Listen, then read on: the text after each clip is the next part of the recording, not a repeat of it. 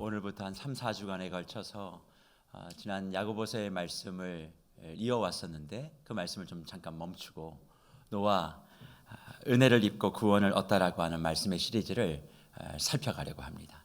추수감사주의를 좀 앞에 놓고 새생명축제를 좀 앞에 놓고 또 11월 한 달 동안 하나님이 우리에게 주신 그 은혜가 무엇인지를 말씀을 통해 비춰보기 위하여 노아 은혜를 입고 구원을 얻다의 시리즈를 시작하려고 해요.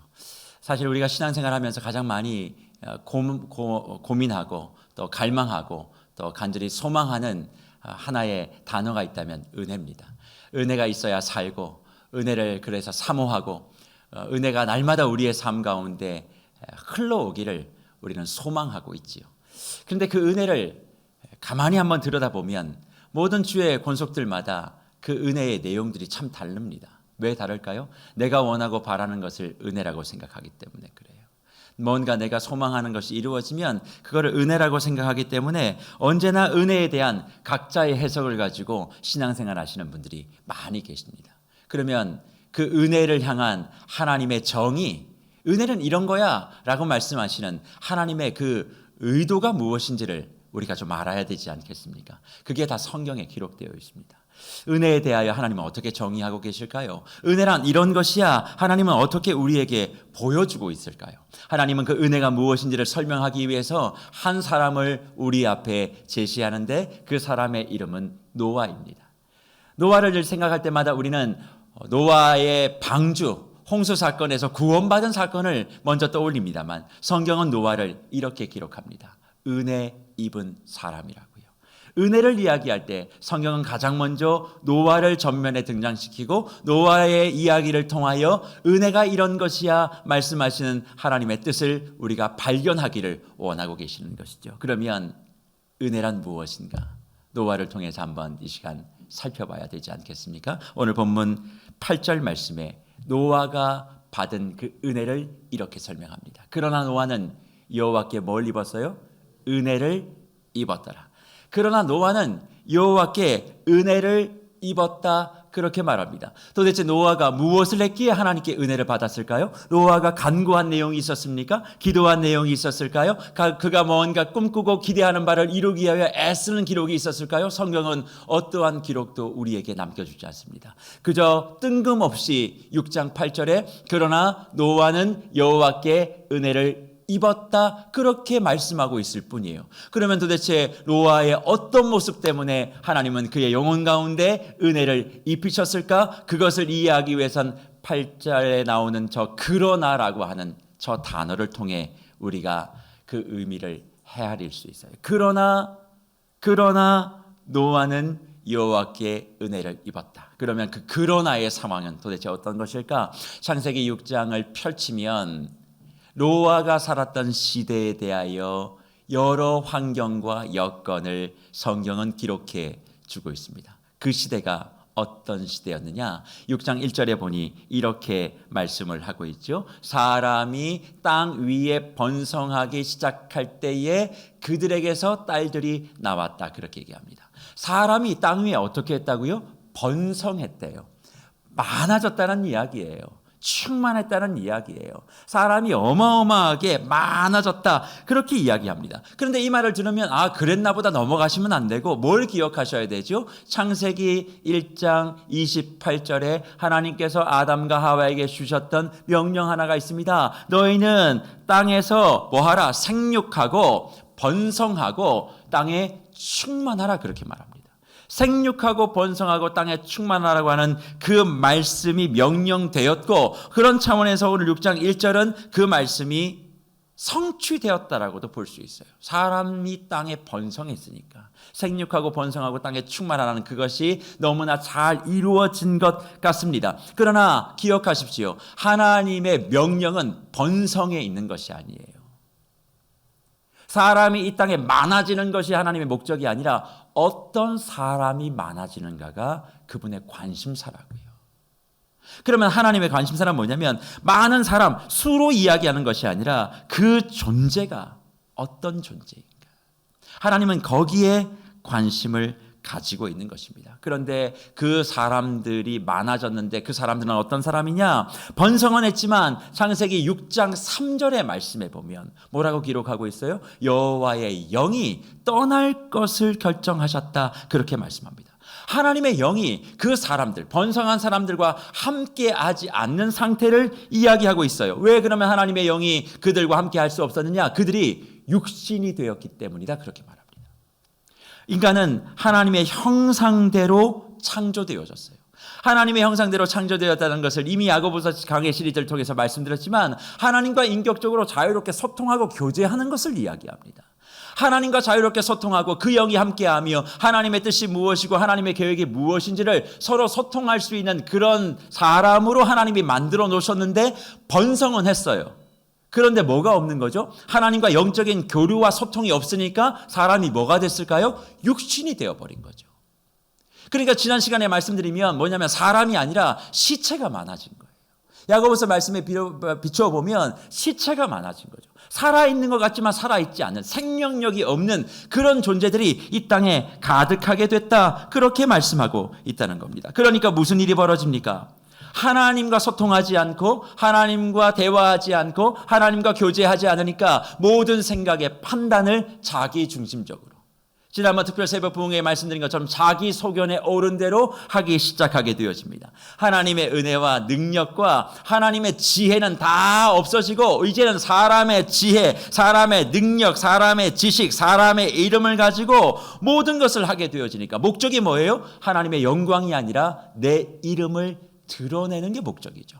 그러니까 사람이 하는 것마다 그의 생각과 말들이 다 악한 상태였음을 창세기 6장을 열면서 우리에게 말씀합니다.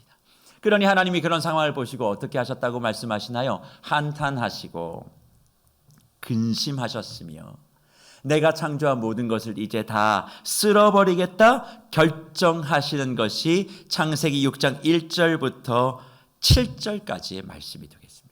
그런데 그런 상황 속에 한 사람만은 뭘 입었어요? 은혜를 입었다. 그렇게 얘기합니다. 그러나 노아는 여호와께 은혜를 입었다.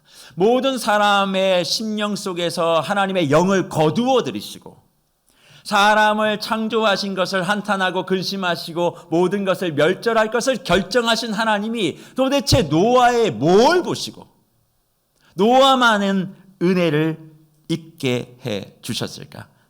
그것에 대한 해답은 8절 말씀 다시 한번 자막을 볼까요?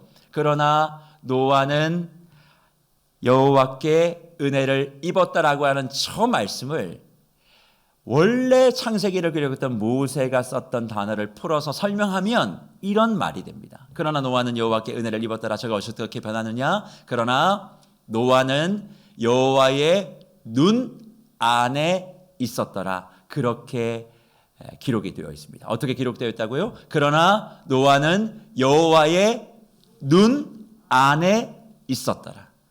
이것이 원래 모세가 기록했을 때의 창세기 6장 8절의 해석이라 할 수 있겠습니다. 그러면 여호와의 눈 안에 있었던 사람이 누구예요? 노아예요. 그러니까 여호와의 눈 안에 있었던 그 노아가 은혜를 입은 사람이다. 그렇게 우리는 해석할 수 있다는 것이죠. 그러면 여호와의 눈 안에 있다는 말은 도대체 무엇일까? 옛 어른들 가운데 너무 아이가 이쁘거나 너무 사랑스러우면 이런 말들을 종종 하셨어요.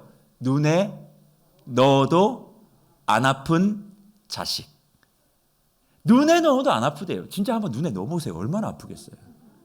근데 그 아이를 눈에 넣어도 아프지 않을 만큼 그 아이가 사랑스럽다라는 거죠. 그러니까 여호와의 눈 안에 노아가 있었다는 얘기는 하나님이 노아를 자신의 눈에 넣어도 아프지가 않대요. 그러면 노아가 도대체 무엇을 했기에 그랬을까? 이유는 단 하나입니다. 지금까지 모든 상황, 노아가 살아가는 모든 상황은 다 어떤 상황이에요? 하나님과 소통하지 않았어요. 하나님과 교류하지 않았어요. 하나님과 묻지 않았어요. 늘 자기의 옳은 소견대로 행동했다는 그런 사람들 속에 그러나 노아는 여호와의 눈 안에 있었으니까 하나님과 바른 관계를 가지고 하나님의 뜻이 무엇인지를 헤아리며 하나님께서 원하시고 바라시는 것이 어떤 것인가를 늘 생각하고 살았던 노아였기에 하나님의 눈 안에 넣어도 아프지 않을 만큼의 모습을 가졌고 그 환경 속에서 하나님은 그 노아에게 은혜를 주셨다. 그렇게 말씀하고 있다는 것입니다. 그래서 주 안에 사랑하는 무별 여러분, 성경이 제시하고 있는 은혜는 다른 것이 아니라 바로 이거예요. 어떤 것이냐? 우리가 생각할 때 은혜라 그러면 내가 원하고 바라는 것이 응답되거나 또 내가 기대하는 무언가가 해결되어지면 그것을 은혜라고 생각합니다. 저는 그런 은혜의 개념이 틀렸다고는 생각하지 않아요. 그것도 분명히 하나님의 은혜입니다. 하지만 성경이 말씀하고 있는 은혜의 첫 시작을 살펴보면 그것보다 더 중요한 은혜의 원리가 하나 있다는 것이죠. 그것이 뭘까요? 내가 하나님으로부터 무언가를 충전받고 충족되어지는 개념이 아니라 하나님의 생각에 내가 반응하고 하나님의 계획에 내가 선택하는 그 반응과 선택의 모습이 은혜라고 하는 것을 꼭 명심하시기를 축복합니다. 그래서 노아는 은혜를 입었던 그 모든 모습들이 무언가를 한 게 아니에요. 노아가 은혜를 얻기 위하여 무언가를 했다라는 기록은 성경 어디에도 나와 있지 않습니다. 그저 환경이 악했음에도 불구하고 하나님께 시선을 맞추어 내었기에 하나님은 그 노아를 은혜를 입은 자여 내 눈에 넣어도 아프지 아니하는 자녀라 불러주신 것이죠. 그래서 그 은혜를 받았던 노아를 성경은 이렇게 설명합니다. 본문 9절의 말씀이죠. 어떻게 설명합니까? 이것이 노아의 족본이라. 노아는 어떤 사람이에요? 의인이요 당대의 완전한 자고 또 그는 하나님과 동행한 사람이라 그렇게 얘기합니다. 의인이고 당대의 완전함이요 하나님과 동행했던 사람, 그렇게 이야기를 하고 있죠. 그렇다면 도대체 윤리적으로 도덕적으로 노아에게 의로운 모습이 있어서 이렇게 말씀하셨을까요? 완벽한 인간이기 때문에 그렇게 말씀하셨을까요? 그렇지 않습니다. 의인이고 완전한 자인데 그는 하나님과 동행하는 사람이라고 얘기합니다. 하나님과 동행하는 사람을 늘 이야기할 때 성경은 한 가지를 중요하게 여겨요. 그게 뭔지 아세요? 관계예요. 사실 우리 인생살이 가운데서도 내가 정말 관계가 좋은 사람하고는 뭘 해도 다 기분이 좋죠? 마음이 넓으시군요. 어디 국수 한 그릇을 먹어도 나하고 관계가 편한 사람하고 먹으면 진수성찬보다 그게 더 좋은 것이고, 아무리 진수성찬을 먹어도 나하고 관계가 불편한 사람과 먹으면 이게 밥이 어디로 들어가는지 뭐로 들어가는지 하나도 모르고 그냥 가슴이 꽉 막힌 것 같고, 그게 왜 그래요? 결국 동행이라고 하는 것은 관계의 의무에 따라서 움직여지는 거예요. 그러니까 노아가 은혜를 입었는데 왜 그가 은혜를 입은 사람이 될 수밖에 없었느냐? 그가 정말 도덕적으로 윤리적으로 흠이 없는 사람이 아니라 하나님과 바른 관계를 유지했기 때문에, 그래서 하나님과 동행할 수 있었기 때문에 그렇게 말씀하고 있는 거죠. 그러면 하나님과 바른 관계를 지킨다는 것, 하나님과 동행한다는 것의 의미는 구체적으로 어떤 것일까요? 선을 지키는 거예요. 뭐라고요? 선을 지키는 것. 관계의 선을 지키는 겁니다.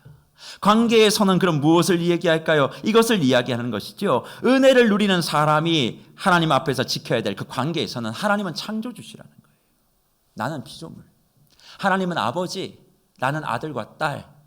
그러니까 내가 내 삶의 주인 될 수 없고 내 삶의 모든 것은 하나님께서 인도해 가신다라고 하는 그 선을 넘지 않는 사람만이 뭐 할 수 있어요? 하나님과 동행할 수 있는 거예요.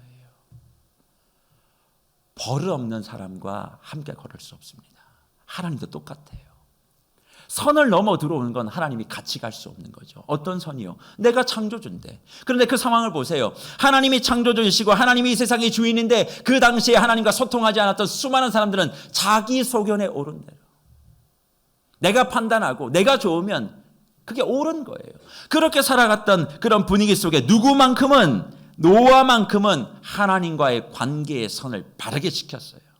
하나님이 말씀하시면 내가 싫어도 할 거예요. 하나님이 좋아하시면 내가 그 어떻게든 해드릴게요. 그러나 내가 원해도 하나님이 원하지 않으시면 나 그거 하지 않습니다. 이것에 대한 구체적인 구분이 있었기에 하나님은 노아를 자기의 눈 안에 넣어도 아프지 않을 만큼 은혜를 입게 해주셨다. 그렇게 말씀하고 있는 거죠. 그래서 노아의 이 사건 전후에 노아가 대단한 승전가를 올렸다든지 레피딘과의 전쟁에서 승리했다든지 하나님을 위하여 놀라운 성전과 제단을 쌓았다는 기록은 단 하나도 없음에도 불구하고 하나님은 그를 은혜 입게 했다. 그리고 그 은혜 입은 사람을 통하여 하나님은 새 시대를 열어갈 것을 우리에게 말씀해 주고 있습니다. 주 안에 사랑하는 뭇별 여러분, 저는 그런 차원에서 우리 세계로교회 모든 뭇별들이 은혜 입은 자 되시기를 축복합니다. 그저 내가 바라고 원하는 것을 다 이루는 그런 삶도 되시기를 바라지만 그것보다 더 중요한 건 하나님과 올바른 관계를 유지하고 선을 넘지 않음으로 말미암아 하나님의 눈 안에 들어가도 아프지 아니하는 축복을 누리시는 저와 여러분이 되시기를 축원합니다. 그러면 왜 그렇게 은혜 안에 있는 사람, 여호와의 눈 안에 들어가는 그런 인생을 우리가 살아가야 될까요? 그 이유는 은혜 입은 사람을 통하여 하나님께서는 새로운 시대를 열기를 원하고 계시기 때문에 그래요. 우리는 단지 은혜라 그러면 개인적으로 받는 복을 생각하지만 하나님의 은혜의 개념은 조금 차원이 달라요.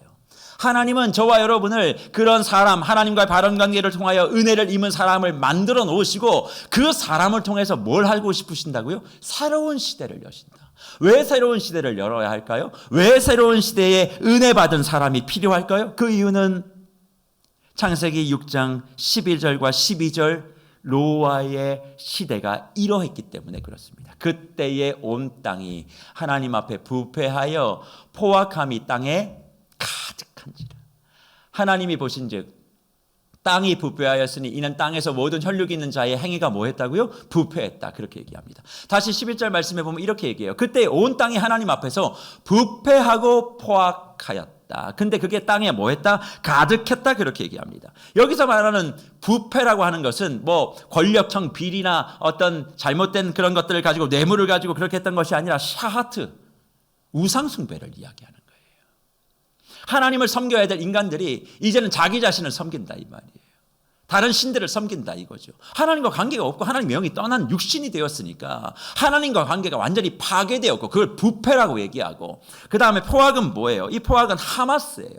하마스라고 하는 것은 뭐냐면 이웃에 대한 포갑과 폭력, 포갑과 폭력과 폭언, 사람들과의 관계가 완전히 망가진 상태. 그러니까 두 가지가 망가졌죠. 뭐가 망가졌어요? 하나님과의 관계가 망가지고 사람과의 관계가 망가져 있는 그것이 온 땅에 가득했다. 그렇게 이야기합니다. 그러니까 우리는 단지 이 얘기를 들으면 이렇게 이 말씀을 그냥 지나가요. 땅이 죄악이 가득해서 하나님이 다 정리하셔야 됐나 보다. 정리해야지. 그 말이 틀리진 않죠. 그런데 정리의 목적이 있어요. 왜 하나님이 정리를 굳이 하셔야 될까? 왜 새로운 시대를 의리에 입은 노아를 통해서 시작하시려고 할까? 곰곰이 이 말씀을 묵상하다가 저는 그 해답을 10절에서 찾는데 10절에 뭐라고 되어 있습니까? 이렇게 되어 있어요. 새 아들을 낳으리니 셈과 함과 야벳이라 그렇게 말합니다. 자, 그러면 생각해 보자고요. 8절에 여호와의 눈 안에 있었다. 9절에 하나님과 동행했다. 바른 관계 선을 유지했다. 그리고 11절과 12절에 부패, 우상숭배, 그리고 포악함, 이웃과의 관계, 이것이 무너져 있는 그 사이에 뭐가 있어요? 자녀가 출산된 거예요. 셈과 함과 야벳이다. 하나님은 왜 이 기록을 9절과 11절 사이에 두셨을까? 은혜를 입고 동행하게 만드시고 세상의 포악과 부패를 보게 하시며 자녀가 태어났다. 우리가 생각하면 이게 아무 의미가 없는 것 같지만 저는 이 말씀 가운데 이런 생각을 해보게 됩니다. 다음 세대를 이 세상의 분위기 속에 맡길 수가 없다는 거예요. 우리 자라나는 아이들을 이 분위기 속에서 맡길 수가 없다. 그러니 하나님은 새로운 시대를 열어야 한다는 거죠. 저는 그 말씀을 묵상하며 지금의 시대를 바라보게 됩니다. 지금의 시대와 그때의 시대가 비슷하지 않을까요? 아니면 지금의 시대가 더 악해졌을까요? 중요한 것은 아이를 키우기가 무서운 시대가 바로 그때의 시대였고 지금의 시대라는 거예요. 온 땅에 부패함이 가득합니다. 밖에 나가보세요. 온 사방이 그냥 미신들과 잡신들을 섬기는 것으로 가득합니다. 이름은 멋지게 사주 카페 이렇게 만들어 놨지만 거기서 뭐 합니까? 우리 아이들 거기서 자신의 운명들을 알아보고 있어요. 왜요? 미래가 없거든요. 저나 여러분들이나 60년 가까이 이 땅에 대학 입시대로는 한 번도 바뀐 적이 없습니다. 아이들을 경쟁의 끝으로 몰아넣어요. 그리고 거기서 탈락하면 그 사람은 패배자로 인정시켜요. 어떻게든 꿈과 희망을 먹여서 자라가게 해야 되는데 심지어는 교회조차도 아이들 경쟁으로 밀어넣습니다. 어느 학교를 다니느냐. 수능에 점수가 안 나오면 교회 안 나와요. 이게 지금 우리 현실입니다. 왜 이런 것들이 만들어졌느냐? 세상이 악하기 때문에 하나님과의 관계와 이웃과의 관계가 다 망가져 있기 때문에 그렇다라는 거예요. 그러니까 희망이 없으니까 이들이 어디다 이 모든 것을 기대하느냐? 밤마다 우리 교회 주변을 보세요. 휘청거리는 젊은이들이 얼마나 많은가. 구석구석마다 빨간색 불을 얼마나 많이 피워대는지 몰라요. 저는 그걸 볼 때마다 어떤 생각을 하는 줄 아세요? 하나님이 우리 인생의 가운데 주시는 경고등을 보게 하신다. 왜 그렇게 구석대에 가서 그렇게 할까요? 뭐가 그렇게 초라하고 힘들면 안타까운 거예요. 거기에 젊은 애들이 얼마나 많고 어린아이들이 얼마나 많은지 몰라요. 그저 인생의 모든 가치가 잘 먹고 잘 입고 잘 살고 잘 놀고, 인간의 존재와 가치에 대해서 아무 관심이 없고 사람을 평가하고 사람에 대해서 뭔가 얘기할 때도 그 사람의 인성, 인품 이런 거 별로 관심 없잖아요. 그 사람이 어느 학교를 나왔느냐, 무슨 옷을 입고 다니느냐, 어떤 차를 타고 다니느냐, 그 사람이 사는 지역이 어디냐, 이걸로 그 사람을 평가하는 그 시대를 바라보는 그 악함 속에 하나님께서는 다음 태어나는 세대를 맡길 수 없었기에 새로운 시대를 열겠다 말씀하신 거죠. 그래서 그 시대를 향하여 하나님이 뭐라고 말씀하십니까? 13절 말씀에 이와 같이 이야기를 하는데, 하나님이 노아에게 이르시되 모든 혈육이 있는 자의 포악함이 땅에 가득함으로 그 끝날이 내 앞에 이르렀으니 내가 그들을 뭐와 함께? 땅과 함께 멸하리라. 더 이상 이 땅에 하나님의 미래와 희망을 맡기지 않겠다는 거예요.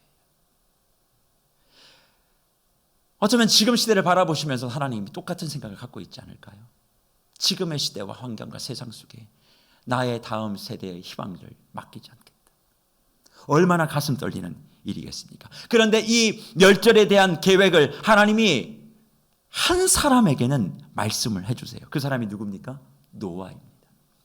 노아에게는 이 모든 계획을 다 설명해 주세요. 왜요? 자신의 눈 안에 있어서 자신의 심정과 마음을 헤아리고 소통하며 선을 넘지 않고 살아가는 노아였기 때문에 하나님은 자신의 계획을 다 들려주시는 겁니다. 그래서 저 안에 사랑하는 무별 여러분, 내가 하나님의 은혜를 입고 주님의 눈 안에 있으면 저와 여러분들은 하나님의 계획을 보고 듣는 축복을 얻게 되는 줄 믿습니다.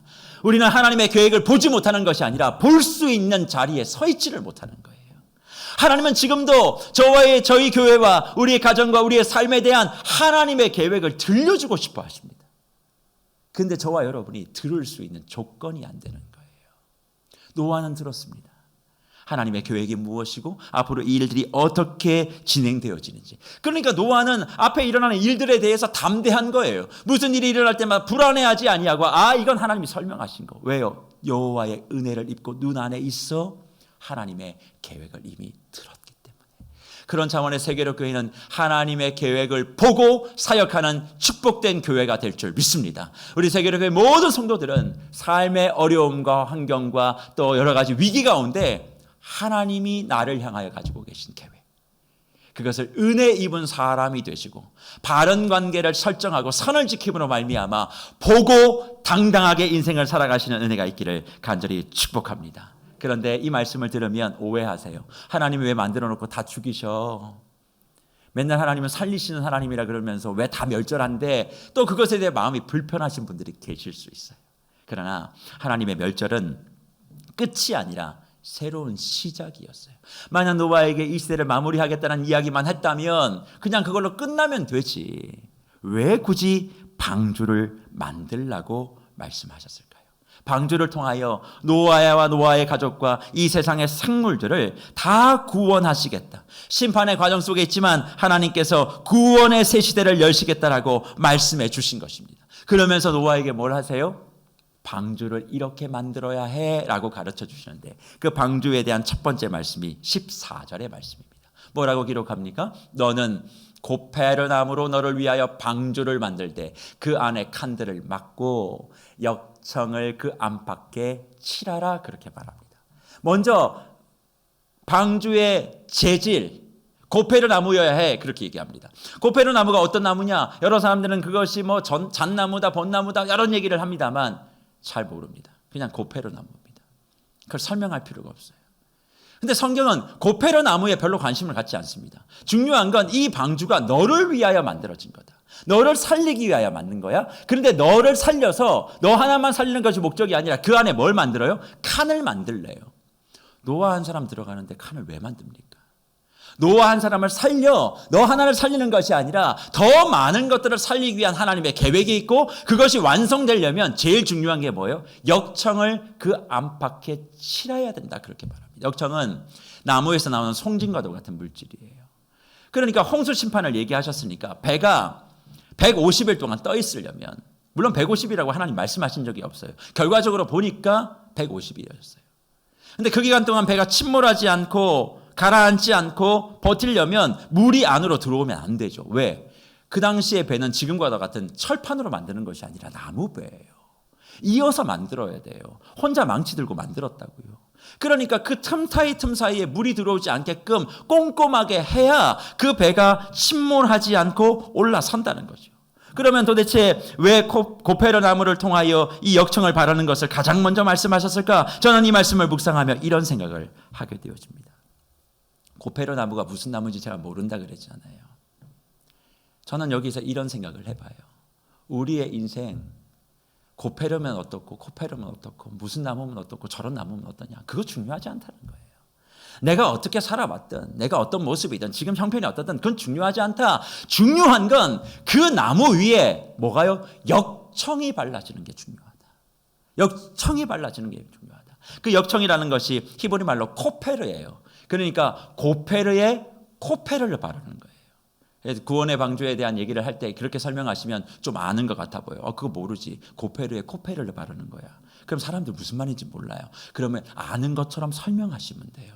고페르 나무에 그 역청을 바른다는 말인데 역청이 히브리 말로 코페르야. 그래서 고페르에 코페르를 바르는 인생 그게 방주거든.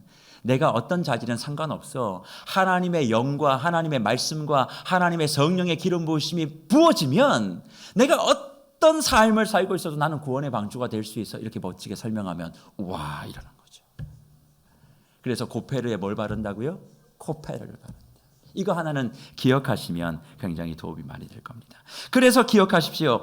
은혜 입은 자의 모습을 설명하며 하나님께서는 좋은 자재를 가져와. 어떤 좋은 목재를 가져와.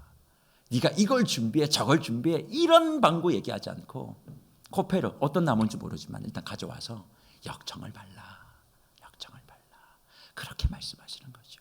역청을 바른다는 그 의미를 저는 이렇게 생각합니다. 이스라엘 지도자 모세가 바로의 딸이었던 공주의 양아들로 들어갈 때 담겨졌던 갈대 상자에도 코페르가 발라져 있어요. 역청이 발라져 있어요. 출애굽했을 때에 10가지 재앙이 끝나고 난 다음에 문설주와 문지방에 어린 양의 피를 발랐던 사건, 그리고 예수 그리스도가 세례를 받고 올라왔을 때 성령이 비둘기와 같이 다시 부어지는 사건, 이 사건을 종합해보면 결국 은혜 입은 자로서 하나님의 놀라우신 능력을 이루는 그런 삶을 살기 위해서 가장 중요한 건 우리의 삶을, 내가 지금 어떤 형편이든 어떤 상황을 상관없이 하나님의 은혜와 하나님의 성령으로 우리가 덧칠해지면 우리는 이 땅 가운데서 하나님이 원하시는 새 시대를 여는 방주로서의 삶을 살게 되는 줄 믿습니다. 그러니 하나님 앞에 은혜 받는 사람은 내 형편을 이야기하지 않아요. 내가 지금 어떤 상황인 그게 중요하지 않아요. 어떤 상황이고 어떤 모습이든 하나님의 영이 기름 부어주시면, 하나님이 내 삶과 내 가정과 내 삶의 사업과 모든 것들을 안팎으로 덧칠해 주시면 어떠한 환경과 여건 속에서도 침몰되지 아니하고 살아나는 놀라운 구원 방주의 역사를 이루게 될 줄 믿습니다. 그런데 하나님은 그렇게 우리를 가라앉지 않고 떠오르게 하는 게 나만 잘 살게 하는 것이 아니라 목적이 있다 그랬어요. 목적이 뭐예요? 칸을 나누라 그랬잖아요. 그 칸을 왜 나누어야 될까요? 그것은 나 혼자만 사는 것이 아니라 내 주변에 있는 누군가도 함께 살려야 하는, 바로 교회된 우리에게 주시는 사명과 연결이 되어 있다고 생각합니다. 왜요? 방주의 규모를 한번 보세요. 길이가 137m예요. 137m. 100m 달리기 해보셨죠? 열심히 달려도 한 30초 만에 가실까요? 열심히 뛰고 나서도 37m를 더 가야 돼요. 우리 주차장에서 비전센터까지 얼마인지는 잘 모르겠습니다만 그 정도 된다고 한번 생각해 보자고요. 그리고 너비가 23m예요. 너비가 23m. 그리고 높이가 14m 정도 되어지니까 우리 비전센터 건물 정도의 높이라고 생각해 보면 저는 그런 생각이 들어요. 야, 우리 교회의 대지와 우리 교회 건물이 딱 어떤 의미에선 방주와 같을 수 있겠다. 그런 생각이 들어요. 그러면 도대체 이 정도의 규모를 왜 하나님은 노아 한 사람을 통해서 만들라고 얘기할까요? 너 하나가 사는 것으로 끝나는 게 아니라 밑땅의 모든 생명을 다 보존하길 원한다. 그 말씀이 어디 기록되어 있습니까? 본문 18절부터 20절까지 말씀이 나와 있어요. 18절부터 20절까지 그러나 너와는 내가 내 언약을 세우리니 너는 내 아들들과 내 아내와 내 며느리들과 함께 그 방주로 들어가고 혈육 있는 모든 생물을 너는 각기 암수 한 삭씩 방주로 이끌어 들여 너와 함께 생명을 보존하게 하되 새가 그 종류대로, 가축이 그 종류대로, 땅에 기는 모든 것이 그 종류대로 각기 둘씩 내게로 나오리니 그 생명을 뭐해요? 보존하게 하라. 이것이 노아의 생명을 살린 목적이었음을 분명히 말씀해주고 있는 것입니다. 그러니까 은혜 입은 한 사람을 통하여 하나님은 다음 세대를 열어갈 새 시대를 준비하시고 그것을 이루기 위하여 수많은 생명들을 다 죽이는 것이 아니라 살려내는 일들을 감당하게끔 하나님께서 말씀하신 겁니다. 그런데 이런 방주의 계획, 그리고 방주를 어떻게 만들어야 될지 향후의 여러 가지 계획들을 다 이야기하고 난 다음에 노아의 반응이 뭐예요? 22절에 이와 같이 기록하는데 같이 한번 읽어보겠습니다. 노아가 그와 같이 하여 하나님이 자기에게 명하신 대로 다 준행하였더라. 아멘. 우리는 이 말씀을 들으면 노아의 순종을 늘 생각합니다. 맞지요? 하나님 말씀하신 대로 고페르에 코페르 칠하고 칸 만들어서 암수 한 쌍씩 다 그렇게 했어요. 근데 생각 한번 해보세요. 날아다니는 새를 어떻게 잡았을까요?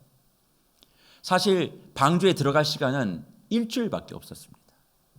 그 하나님께서 허락하신 방주를 만들고 홍수를 낼 때까지 본문을 읽어가다 보면 일주일 안에 하늘에 날아다니는 새를 어떻게 잡았을까요? 저는 하나님이 그 새들을 노아에게 보내주셨다고 생각해요. 언제 그걸 다 잡아요, 종류대로.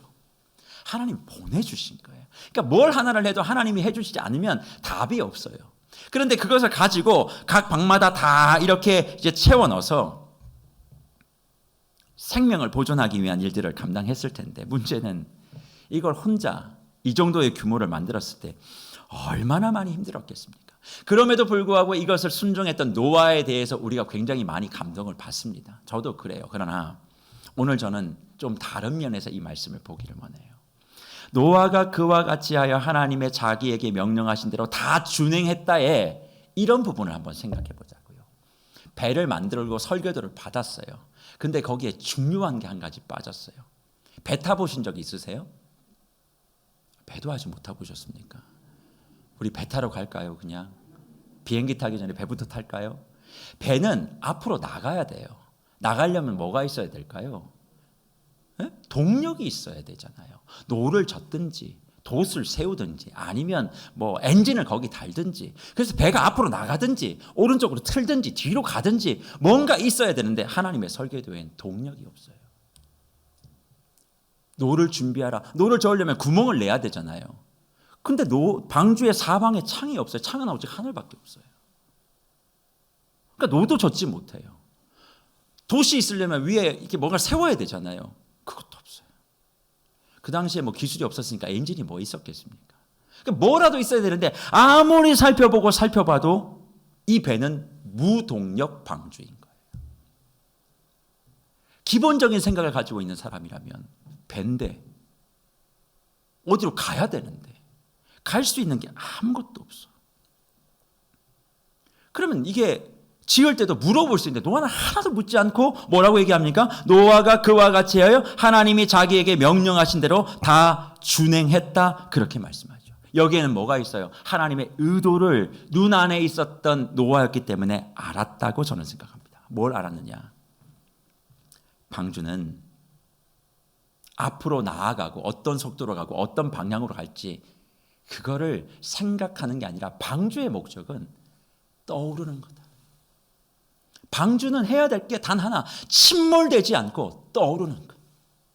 떠오르기만 하면 하나님의 은혜의 바람을 따라 동쪽으로 보낼 수도 있고 서쪽으로 보낼 수도 있고, 성령의 물살을 따라 속도를 10으로 줄 수도 있고 20으로 줄 수도 있고 30으로 줄 수도 있고, 뒤로 가야 되면 뒤로 가고 앞으로 가면 가야 되는, 그러니까 앞으로 나갈지 뒤로 가야 될지는 염려는 너희가 할 것이 아니라 너희는 그저 하나님의 은혜 아래 있어 하나님의 눈 안에 머무는 자가 되어 은혜가 어떤 것인지를 분명히 기억하고 오직 성령의 기름 부으심으로 우리의 삶을 역청으로 안팎으로 발라 세상의 수많은 파도가 밀려오고 세상의 악함이 밀려와도 그것에 함몰되지 아니하고 그 세상 위에 떠오르기만 하면 하나님의 방법으로 몸된 교회와 가정과 저와 여러분의 삶이 범선이든 보트든 고무보트든 상관없이 하나님의 방법대로 이끌어 주실 것을 노아는 믿고 준행했음을 우리가 기억해야 될 줄 믿습니다. 그러니 사랑하는 무별 여러분, 저와 여러분의 관심은 그래서 이거여야 해요. 하나님 은혜 주셔서 좋은 엔진 달게 해 주십시오. 하나님 은혜 주셔서 남들보다 10배는 큰 거 가지고 내가 더 빨리 젖게 해 주십시오. 주님 하나님 은혜 주셔서 내 인생과 내 가정과 내 교회에 멋진 돛을 만들어 가지고 남들보다 더 빨리, 더 멋지게, 더 화려하게 운행하게 해 주십시오. 운항하게 해 주십시오. 그것이 아니라 주님, 나는 무동력 방주입니다. 떠오르지 못하면 죽습니다. 하나님의 말씀과 은혜와 찬송으로 내 영혼의 사방을 빈틈없이 메우게 하여 주시고 몸된 교회 하나님의 말씀과 진리의 영으로 빈틈없이 막아주셔서 어디로 가야 될지 무엇을 해야 될지 우리는 모르지만 세상의 파도와 세상의 바다 위에 멋지게 떠오르게 하여 주시옵소서. 이것이 은혜 받은 사람이 누려야 될 진정한 모습인 것을 우리에게 가르쳐 주고 있다는 것이지요. 그러니 우리의 목적은 딱 하나입니다. 이 세상의 험한 파도 속에 침몰되지 않고 떠오르는 교회 되는 것. 그것만 하면 하나님의 길을 여신대요. 은혜의 동풍을 불어서 말씀의 해류를 허락하여 주셔서 하나님께서 그 모든 것들을 가장 선한 길로 인도해 주시겠다 말씀하고 있습니다. 그러면 이 말씀 앞에 우리는 어떻게 반응하고 적용해야 할까요? 저는 이 말씀을 몇 가지로 좀 나누어 적용해 보려고 합니다. 첫째는 우리의 삶의 은혜를 제대로 회복하는, 은혜의 방주를 회복하는 삶을 선택해야 된다, 그렇게 말씀드리고 싶어요. 내가 원하는 은혜, 내가 원하는 기도 응답이 아니라 하나님의 눈 안에 들어가 주의 마음을 시원케 하는 그 사람이 은혜 입은 자다. 나를 채우는 것이 아니라 하나님을 만족하게 하는 그 사람이 바로 은혜 입은 자다. 그리고 그 은혜 입은 사람을 통하여 하나님은 새 시대를 연다 하셨는데, 주님, 내가 그 새 시대를 여는 주인공 되겠습니다. 다음 세대를 품어낼 수 있는 그런 방주 되겠습니다. 그렇게 마음의 소망을 가지셔야 된다는 거예요. 사실 오늘은 은혜 회복 주일이고 또 시니어 주일로 함께 섬깁니다만 저는 마음속에 그런 생각이 들어요. 평균 나이 76세라고 하시고 우리 영상에 보면 또 찬양하시는지 얼마나 감동이 되는지요. 우리 교회 나이가 63세니까 평균 나이가 76세시면 거의 한 50년, 60년 가까이 대부분 다 자신의 젊음과 청춘을 여기 보내신 분들이에요. 저는 우리 모든 세계로교회 무별들이 우리 시니어들을 바라볼 때 은혜의 방주로서의 역할들을 해주신 것을 감사하셨으면 좋겠습니다. 그리고 그 시니어들의 그 은혜로운 삶이 있었기에 우리가 보존되어 여기까지 왔어요. 그러면 이제 우리가 뭘 해야 될까? 우리가 이제 은혜의 방주로서 그 역할을 감당해야죠. 다음 세대를 다시 품에 안고, 그리고 우리 교회 안에 헌신과 은혜와 기도의 눈물의 역청을 같이 발라주며 시니어와 교회가 다음 세대의 방주로서의 역할들을 감당할 수 있도록 우리의 마음과 생각들을 잘 정돈해야 될 줄 믿습니다. 그게 하나님이 우리를 구원 얻게 하시고 우리에게 은혜 주신 이유예요. 그리고 두 번째, 이 말씀을 이렇게 적용했으면 좋겠습니다. 감사의 방주를 띄울 때가 됐다. 코로나 팬데믹 2년 동안 우리의 삶은 피폐해졌습니다. 사람과의 관계는 더 어려워졌고 점점 더 혼자 무언가를 하는 것이 더 많아졌어요. 하지만 그럴수록 나를 인도해 주시고 나를 택하여 주시고 하나님의 계획과 하나님의 생각을 쏟아부어 주신 하나님께 감사하며 내 인생에 감사의 역청을 바르면 나의 영혼은, 나의 삶은 다시 수면 위로 불쑥 올라 하나님의 은혜의 바람의 인도함을 받게 될 줄 믿습니다. 다음 주 추수감사주를 준비하시며 무엇을 감사하시겠습니까? 내 곳간에 뭐가 들어온 것, 이것도 감사의 제목이겠습니다만 그것보다 더 중요한 건 주님, 하나님께 시선을 맞추며 하나님의 생각과 마음을 품게 해주신 건 내가 감사합니다.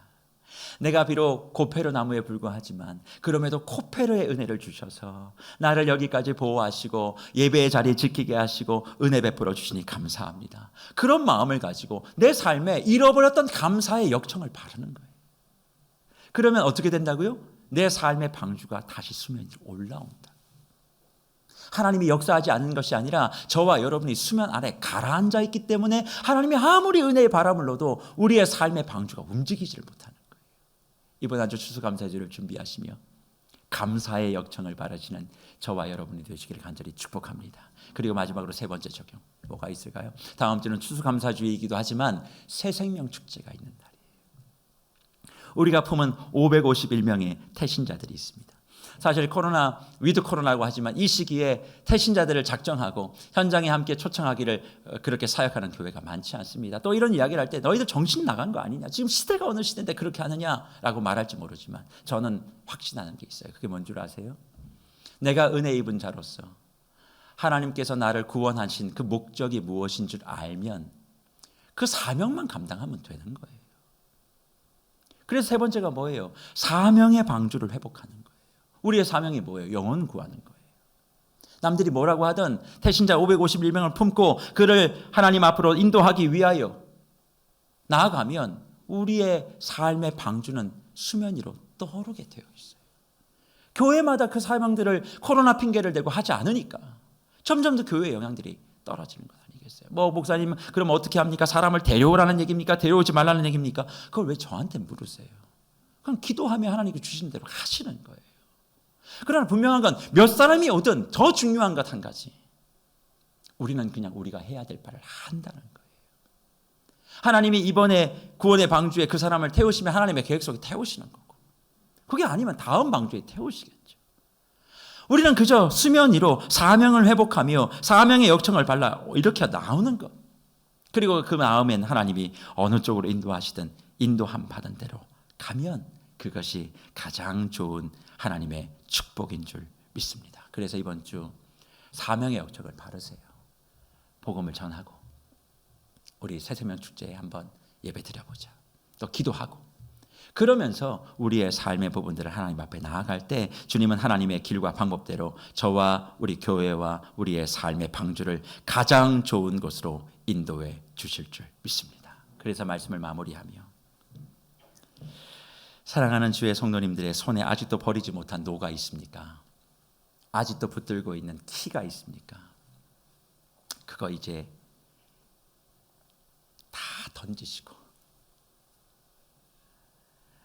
은혜 입은 사람으로서 내가 살 수 있는 방법은 물 위로 떠오르는 것밖에 없다. 물 위로 떠오르기 위해서는 예배의 역청, 기도의 역청, 은혜의 역청, 감사의 역청, 사명의 역청, 내가 다시 부정하고 성령의 충만함과 성령의 기름 부으심으로 내가 안과 밖을 철저하게 발라놓으면 하나님이 떠오르게 하시고, 떠오르면 내 인생이 이제 끝난 거다. 하나님이 무동력 방주지만 가장 좋은 길로 은혜의 햇살과 은혜의 바람을 부어 저와 여러분을 인도해 주실 줄 믿습니다. 그런 마음 가지고 뭐 없다고 이제 불평하지 말고 감사의 동력으로, 은혜의 동력으로, 사명의 동력으로 잠겨져 있었던 나의 방주를 한번 띄워보자고요. 그리고 하나님이 어떻게 우리 교회를 인도해 가시는지.